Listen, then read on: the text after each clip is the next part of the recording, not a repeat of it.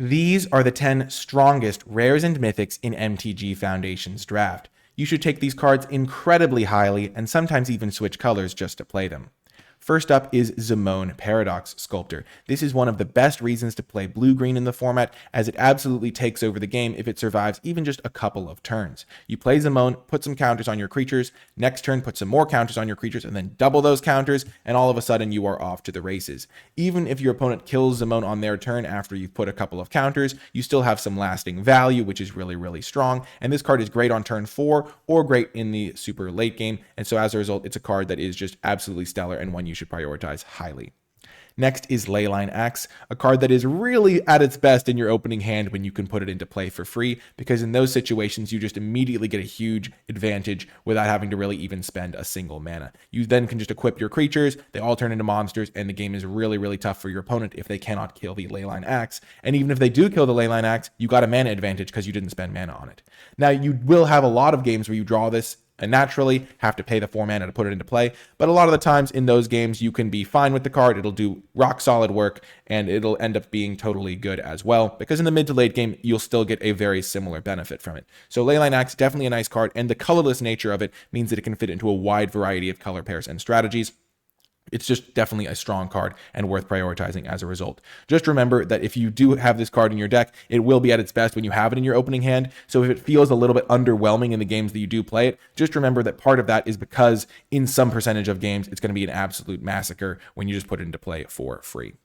Next is Elenda, Saint of Dusk. This card is really, really strong and a little bit difficult to rate sometimes because the way the lifelink works with its abilities is a little bit tricky from a rules perspective sometimes. Because the way Elenda works is if you have this on turn 4 and you have 20 life, if this tangles in combat, the lifelink will get you above your starting life total, which will buff its stats almost retroactively. So it'll deal 4 damage, but then it'll get +1/+1 before the damage that's on it gets clocked. So if Elenda tangles with another 4/4, Elenda will survive because it'll get the +1/+1, you'll gain 4 life, go up to 24 life, and then Elenda will actually still survive. So that makes it really difficult to deal with in combat. If you can gain some life before playing Elenda, then it's even harder to deal with because then it's attacking with menace. And overall, Elenda is a really tricky card to deal with, mostly because of that hexproof from instance and the fact that it can grow into a game-ending threat very quickly if you put this down into play early. It's also really nice for stabilizing you because in the mid-game, just having a 4/4 lifelinker that's hard to deal with can also be good for turning the corner and helping you stabilize your life total against fast starts. So Elenda is a really, really nice card.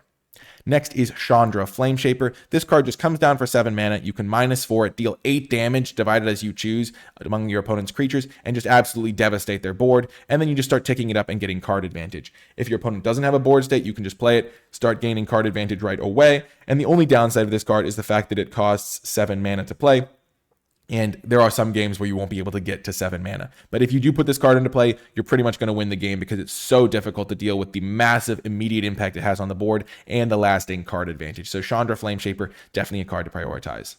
Next up is another Planeswalker. We have Vivian Reed, which is a little bit cheaper and a little bit less powerful as a result, but still absolutely stellar. The +1 is going to get you consistent card advantage while it ticks up to a game-ending -8 ultimate, and the -3 is going to hit a large number of cards in this format. There are definitely enchantments to deal with, there are definitely artifacts to deal with, and there are definitely creatures with flying. So that wide variety of things that you can hit means that oftentimes you are going to be able to have a target and get to use Vivian Reed to have an immediate board state impact, which is really nice because you don't always just want to play a 5-mana card advantage engine. Oftentimes you do want to be able to interact with your opponents, and Vivian Reed can do that in a lot of cases. So definitely a really nice card for 5 mana.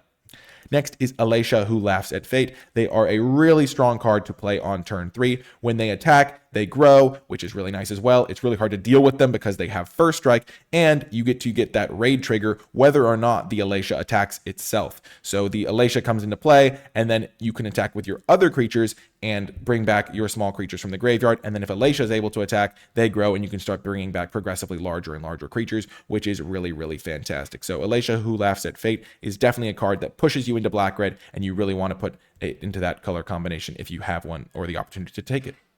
Next is Celestial Armor. This is really strong because it's going to come into play and protect your creature from removal or win you a combat or do something of that nature. And then it just turns a lot of your creatures into must-answer threats because +2/+0 and flying is going to turn any creature into one that can hit for sizable chunks of damage. Even a 1/1 that turns into a 3/1 flyer is going to clock your opponent very quickly. And if you're able to turn a 4/4 into a 6/4 flyer, then that's going to kill them even faster. So Celestial Armor, really nice because it's going to get some value or some protection or do anything like that, but also end the game in a hurry, which is just what you want from your strong rares. Next is Bloodthirsty Conqueror. This is another really strong card. If it just untaps with it, you get to just do so much work. And even if you don't untap with it, there are some cases where this can still swing the game in your favor. Because whenever an opponent loses life, you gain that much life, which almost turns any creature that connects with your opponent into a lifelinker, which is absolutely stellar. It does include itself, so it's almost like a 5/5 flying death touch lifelink in some cases, because if your opponent can't block it or chump block it a lot of the time because a 5/5 flyer is huge, then they are going to have to let you gain 5 life, which means that even just one hit can swing the game. And even if you don't hit with it, you can sometimes just play this, attack your opponent, and in a racing situation, that's going to win you the game a lot of the time as well, just by gaining you a sizable amount of life. So Bloodthirsty Conqueror, definitely a nice top end card, and don't be scared away by the fact that its ability looks like it has some synergy or need your opponent to be getting drained out. If you just hit your opponent and deal damage to them, you're going to be gaining that life, and it's just going to really swing races in your favor. And it's a huge creature with flying and death touch on its own, so definitely a nice card.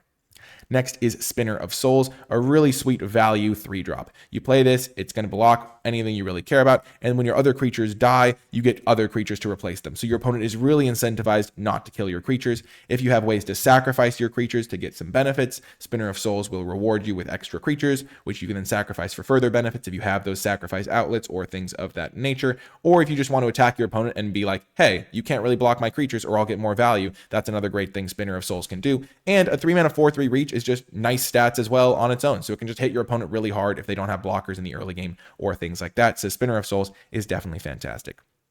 And then our final card is Liliana Dreadhorde General. This card is such a beating when it comes into play. You play it for 6 mana, you can -4 it. Each player sacrifices 2 creatures. If you're sacrificing 2 creatures, you're drawing 2 cards. Your opponent is sacrificing 2 creatures, and you know this is coming. So you can try to set it up where you kill their smaller creatures and make them sacrifice 2 giant creatures or things of that nature, or you just don't have any creatures in play and just make them sacrifice stuff. And if they aren't a board state where you have to sacrifice things, you can just start ticking it up, getting those 2/2 zombies, and then if you ever get the -9, then they're just in really tough shape as well. And yeah, pretty much choosing a permanent they control of each permanent type does include lands, so they pretty much just can't ever cast spells again if they get hit with that -9, so that's a huge threat as well. Liliana is just absolutely fantastic, and one of the cards you're really hoping to open and really hoping your opponent doesn't have, because even if you play this in -4 and some of your creatures die, you're just getting so many cards from your own creatures dying that it's really hard to recover, even if you aren't getting the most devastating. Like, even if they kill it immediately, you usually get some value anyway.